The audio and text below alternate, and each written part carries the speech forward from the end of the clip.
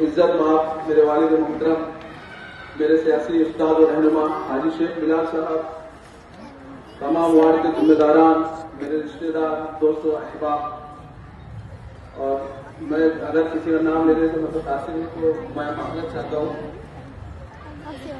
आज की इस मीटिंग का मकसद आप सभी जानते हैं कि आने वाले कॉर्पोरेशन इलेक्शन में मैंने वार्ड नंबर 17 से Indian secular assembly of Maharashtra यानी शॉर्ट फॉर्म में इस्लाम पार्टी से मैंने ख्वाहिश जाहिर की उम्मीदवारी के लिए। सबसे पहले मैं आप सभी को अपना तारुफ कराता चलूं कि मैं पेशे से सिविल इंजीनियर हूँ। उसी के साथ साथ मैंने बीएससी से ग्रेजुएशन कंप्लीट किया मेरा। अल्हम्दुलिल्लाह मदरसा उस्मानिया जो आफ्ताब सर रहमतुल्लाह अलैह का मदरसा रहा है हमारे इलाके में, वहां से मैं सनद याफ्ता कारी भी हूँ अल्हम्दुलिल्लाह। आज फिलहाल मैं जमीन का कारोबार कर रहा हूँ और साथ ही साथ इंडो सऊदी हज टूर्स एंड ट्रैवल्स भी मैं चला रहा हूँ।